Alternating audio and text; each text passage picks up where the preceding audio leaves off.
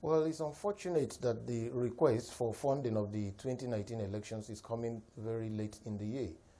This should have been with the National Assembly since the first quarter, and by now, they should have approved of same, and the procurements for the elections and preparations and logistics should have started in earnest. Just like you did say, the relationship between the executive and legislature is strained. And I smell some trouble considering that Mr. President is asking the legislators to reprogram some money on some of the projects which they said he said the legislature nominated, and then use it for electoral purposes. I don't think it is proper, considering that elections are so fundamental to a democracy, to hinge money for elections on this kind of ding-dong going back and forth. So I do not expect it to go easily, considering the relationship, that there will be a lot of going back and forth, and the relationship is already strained. So it's really unfortunate. I expect that the money to fund the elections should come from a very clear source so that INEC can begin its preparations in earnest. Yes, and of course, part of this plan is to include it in to include a portion of the 2019 budget and appropriate that for the elections. And we know that the budgeting process in Nigeria appears to always drag. So are you concerned that funding could be a huge challenge for INEC and the other agencies that are responsible for the conduct of the elections? I foresee if they continue in the way they're going, that funding may be a problem. Because if you're even thinking of getting money from 2019 budget, when will it be presented and when will it be approved?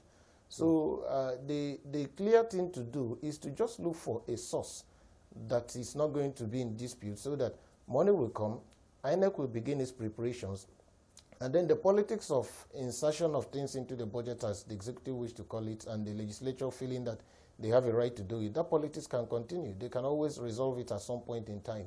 But making the funding for elections central to that politics is something that I don't understand. It is not properly advised. I want to get your perspective on the recent Ekiti State elections, where we saw the opposition party lose, if you like, the elections to the ruling party, the APC.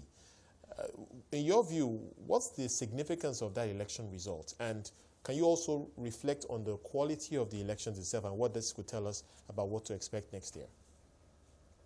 Well, I think all politics is local. The two persons that contested the governorship election are all from Ekiti, whether they are from APC or PDP, I mean the main contestants. So I believe that the people exercised their choice, their mandate, and gave it freely to one of the parties they decided could do better for them. If you recall, it's been a revolving pattern. The last time it was PDP that won, this time around APC won.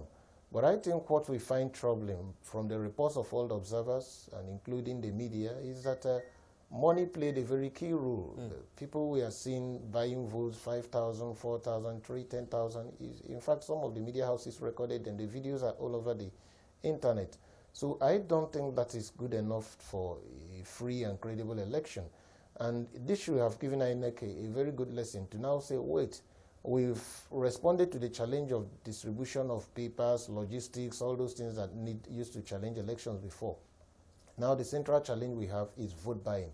So INEC should be able to sit down with the security agencies, with civil society, to devise a method going forward to track these things and bring perpetrators to book. Because the laws are clear in the Electoral Act about what to do to people who are buying votes or those who are accepting gratification. There is a penalty stated in the Electoral Act. So I think everybody, from INEC to the security agencies, need to put on their thinking caps and now know what to do in the elections coming forward. All right, let's come back to this story around this presentation by the president. And we also know that he has more or less made an appeal again to the legislature to bring back what have been described as priority projects into the game, which were actually removed by the lawmakers. Do you think there's any chance that's going to happen? Well, like I did say before, there is a strained relationship. And a good number of these projects that the lawmakers purportedly put there are more or less their constituency projects. And everybody going for elections wants to show something to his constituents, that this is exactly why he's been there for the last 4 years, last 3 or 4 years. So the chances of those monies coming back, well, it depends on his request he made. So it's up to the legislators to either accept or refuse to accede to the request. But from the politics I know, it will be quite difficult for him to achieve that.